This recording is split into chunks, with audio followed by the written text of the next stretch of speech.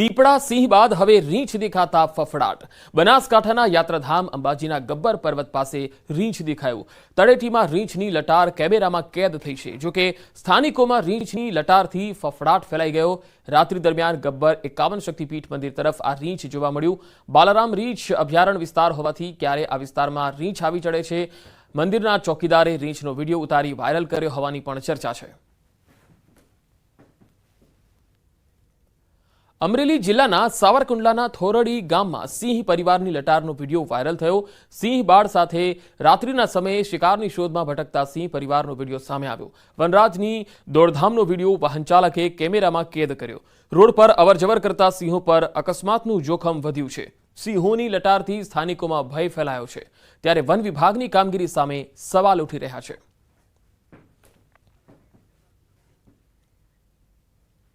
તો એક તરફ રીંછ દેખાવાની ઘટના પણ સામે આવી રહી છે, તો બીજી તરફ સિંહ પરિવાર પણ રહેણાંક વિસ્તારમાં દેખાઈ રહ્યા છે। બે અલગ અલગ તસવીરોમાં આપ જોઈ શકો છો। અંબાજીમાં રીંછ દેખાયો અને અમરેલીમાં સિંહ પરિવારની લટાર રહેણાંક વિસ્તારમાં જોવા મળી। બંને તસવીરોથી સ્થાનિક લોકો છે એ ભયમાં આવી ગયા છે। અંકલેશ્વરમાં મિત્રએ જ મિત્રની દુકાનમાં હાથ સાફ કરી દીધો। મિત્રને કામ માટે બહાર જવાનું થતાં મિત્રને દુકાને બેસાડ્યો હતો। તકનો લાભ લઈ દુકાનના ગલ્લામાંથી મિત્રએ જ રોકડ રકમની ઉઠાંતરી કરી દીધી। સમગ્ર ઘટના સીસીટીવી કેમેરામાં કેદ થઈ।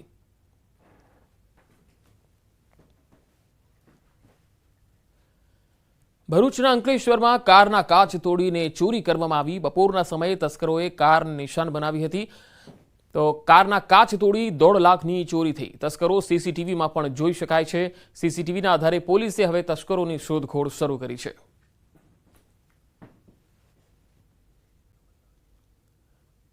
તો સીસીટીવીના આધારે પોલીસે તપાસ હાથ ધરી છે। બે અલગ અલગ તસવીરો, તસ્કરોએ કેવી રીતે તરખાટ મચાવ્યો છે બે તસવીરોમાં જોઈ શકાય છે।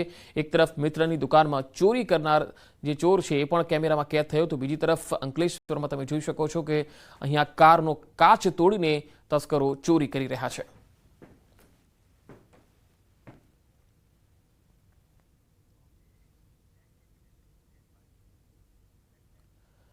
સુરતના દરિયાકાંઠા વિસ્તારમાંથી મળી આવેલા અફઘાની ચરસ મામલે પોલીસ કમિશનરે પ્રેસ કોન્ફરન્સ હાથ ધરી।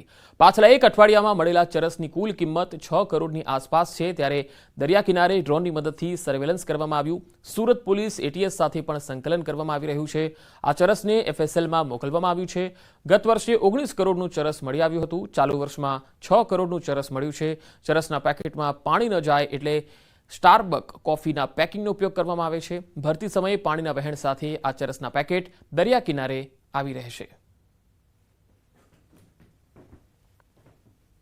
3-4 દિવસમાં 6.5 કરોડથી વધુ પ્રમાણમાં જો અફઘાની ચરસ અહીંયા મળ્યા છે, અને એના લઈને અત્યારે સમગ્ર જો દરિયાકાંઠા વિસ્તાર જો સુરત શહેર વિસ્તારમાં આવે છે, એના ઉપર અલગ અલગ ટીમો બનાવીને જોઈએ તમામ ડે નાઇટ કન્ટિન્યુઅસ જો પેટ્રોલિંગ અને ડ્રોન કેમેરાઓ દ્વારા ચાલુ છે।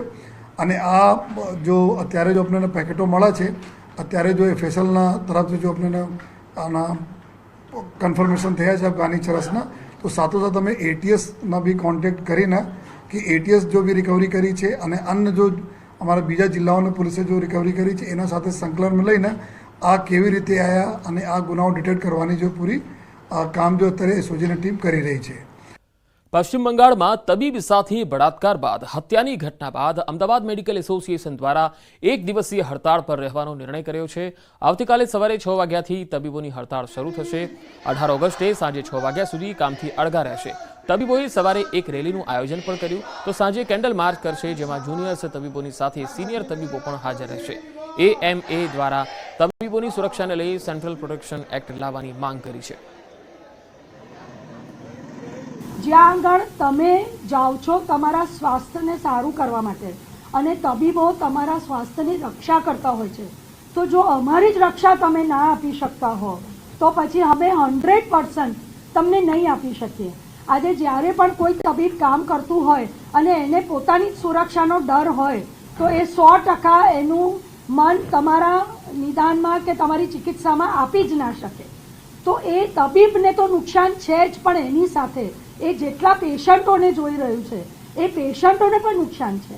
એટલે જો આપણે એક સેફ એન્વાયરમેન્ટ, એક સુરક્ષિત વાતાવરણ ના પ્રદાન કરી શકીએ તો આપણે તબીબો પાસે બીજું તમે સમાજ શું એક્સપેક્ટ કરી શકો છો?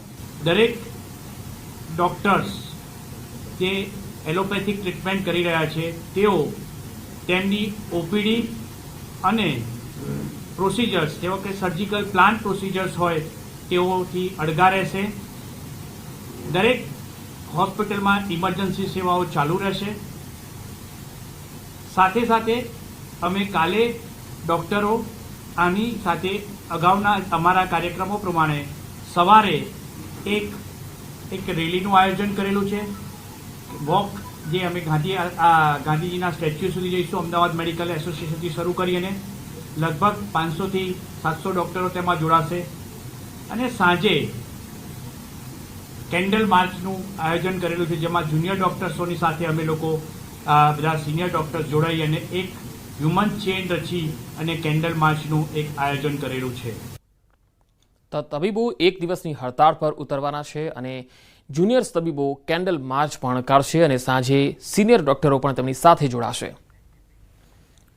પશ્ચિમ બંગાળમાં મહિલા ડોક્ટર સાથે દુષ્કર્મ બાદ હત્યા મામલે મૌન રેલી યોજાઈ. ભાજપ મહિલા મોરચાએ અમદાવાદ શહેરના લાલ દરવાજાથી મૌન રેલી યોજી મૌન કેન્ડલ માર્ચ યોજીને ન્યાયની માંગણી કરી. મહિલાઓની સુરક્ષા પર સવાલ ઉઠાવ્યા. મહિલા મોરચા દ્વારા મૌન કેન્ડલ માર્ચનું આયોજન કરવામાં આવ્યું. બહેનો, કાર્યકર્તાઓ, શાળા કોલેજની વિદ્યાર્થીનીઓ રેલીમાં જોડાઈ. હોસ્પિટલ હોય કે એની હોસ્ટેલ હોય કે કોઈ સેમિનાર રૂમ હોય, આ કશું જ સુરક્ષિત નથી. એટલે આના સંદર્ભમાં ગુજરાત પ્રદેશ અને કર્ણાવતી મહાનગર મહિલા મોરચાએ આજે મૂક રેલી અને વિરોધ વ્યક્ત કર્યો છે. જ્યાં સુધી એ દીકરીને ન્યાય નહીં મળે ત્યાં સુધી અમે અમારા અલગ અલગ કાર્યક્રમો કરતા રહીશું. જૂની પેન્શન યોજના મુદ્દે ગાંધીનગરમાં દેખાવો થઈ રહ્યા છે. પ્રાથમિક શિક્ષકોના આજે ધરણા સત્યાગ્રહ છાવણી પર ધરણા કાર્યક્રમ આપવામાં આવ્યો. શિક્ષકો અને કર્મચારીઓ માટે જૂની પેન્શન યોજનાને ફરીથી અમલમાં લાવવાના મુદ્દે અખિલ ભારતીય રાષ્ટ્રીય શૈક્ષિક મહાસંઘ લાંબા સમયથી લડત ચલાવે છે. શિક્ષકોનું કહેવું છે કે 2022માં વિધાનસભાની ચૂંટણી પહેલા ગુજરાત સરકારે 2005 પહેલાના શિક્ષકોને જૂની પેન્શન યોજનામાં સામેલ કરવાનો વાયદો કરેલો, પરંતુ આ અંગેનું ઓફિશિયલ GR હજુ સુધી જાહેર નથી થયો. આ મુદ્દે મહાસંઘે અનેકવાર સરકાર સામે રજૂઆત કરી સફળતા મળી નથી. અગાઉ ઉત્તર પ્રદેશમાં 2005 પહેલા ભરતી થયેલા શિક્ષકો માટે જૂની પેન્શન યોજનાને ફરી અમલમાં લાવવા GRની ઘોષણા કરવામાં આવી હતી, જેના આધારે ગુજરાતમાં પણ આ પ્રશ્ન ફરીથી ઉઠ્યો છે. સરકારે ઘણા લાંબા સમયથી જૂની પેન્શન યોજનાની જાહેરાત કરેલી છે. 2005 પછીનું બંધ કરેલું છે, પણ 2005 પહેલાના જે લોકો જે લેવા પાત્ર છે એના માટે સરકારે જાહેરાત કરેલી છે કે એમને OPS આપવામાં આવશે, પણ આજ સુધી એનો કોઈ ઠરાવ કરવામાં નથી આવ્યો. ખાલી મૌખિક રજૂઆતોના આધારે એમણે હા કરેલી છે, પણ આજ સુધી ઠરાવ નથી થયો. તો આજે ઠરાવ માટે અમે અહીંયા ભેગા થયા છીએ. 2019 થી જ્યારે સંગઠનની માન્યતા મળી છે ત્યારથી આ લડત 2005 પહેલા ને 2005 પછીના 2005 પહેલા માટેની 22ની અંદરથી જે ઠરાવ થયેલો છે, ઠરાવની વાત છે, એ ઠરાવ નથી થયો. એટલે 2005 પહેલા માટેનો તો ઠરાવ આજે ચોક્કસ થવો જોઈએ એવી અમારી માગણી છે. ભુજમાં દેશભક્તિ કાર્યક્રમમાં મહિલાને આવ્યો હાર્ટ એટેક. પ્રમુખ સ્વામીનગરમાં વૃક્ષ મિત્ર સંસ્થા દ્વારા આયોજિત કાર્યક્રમમાં મહિલા દેશભક્તિના ગીત ગાઈ રહ્યા હતા. તે સમયે જ તેમને હુમલો આવ્યો અને ગીત ગાતા હાર્ટ એટેક આવતા આરતીબેન રાઠોડનું મોત નીપજ્યું. કાર્યક્રમમાં ઉપસ્થિત લોકો આઘાતમાં આવી ગયા. તસવીરોમાં જોઈ શકાય છે ભુજમાં મહિલાને ગાતા ગાતા સ્ટેજ પર જ ખુરશી પર જ તેમણે હાર્ટ એટેક આવી ગયો. વૃક્ષ મિત્ર સંસ્થાનો આ કાર્યક્રમ હતો જ્યાં મહિલાને હાર્ટ એટેક આવ્યો અને તેઓ મૃત્યુ પામ્યા. દેશભક્તિના ગીત ગાતા સમયે તેમને હાર્ટ એટેક આવ્યો.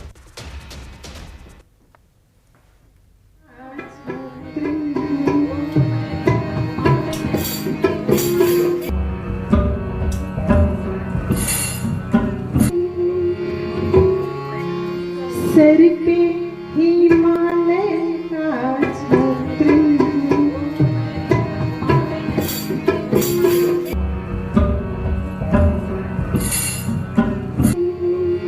શ્રાવણ માસમાં તમામ શિવભક્તો દેવાધિદેવ મહાદેવની ભક્તિમાં લીન બની ગયા છે. શિવભક્તોમાં શ્રાવણ માસનું મહત્વ વધારે હોય છે, ત્યારે ગોધરા શહેરમાં વિશ્વ હિન્દુ પરિષદ અને બજરંગ દળ દ્વારા કાવડ યાત્રાનું આયોજન કરવામાં આવ્યું હતું. ગોધરા શહેરના લાલબાગ મંદિરથી લઈ શહેરા મરડેશ્વર મહાદેવ મંદિર સુધી કાવડ યાત્રા યોજાઈ, જેમાં મોટી સંખ્યામાં શિવભક્તો જોડાયા હતા.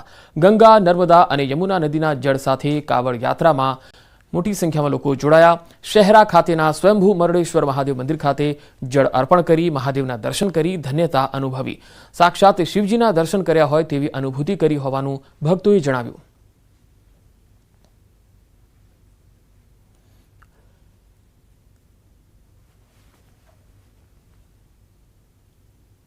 બે વર્ષથી કાવડ યાત્રાનું આયોજન ગોધરા ખાતેથી કરવામાં આવે છે.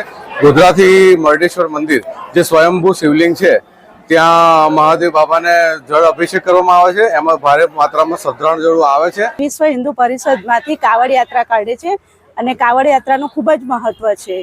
કાવડ યાત્રામાં એવું લાગે છે જાણે સાક્ષાત મહાદેવજીના સ્વયં દર્શન થાય છે. તો વીએચપી અને બજરંગ દળ દ્વારા આ કાવડ યાત્રાનું આયોજન હતું. મોટી સંખ્યામાં ભક્તો આ કાવડ યાત્રામાં જોડાયા હતા અને હર હર મહાદેવનો નાદ સાથે આ યાત્રામાં જે છે ગૂંજ જોવા મળી હતી.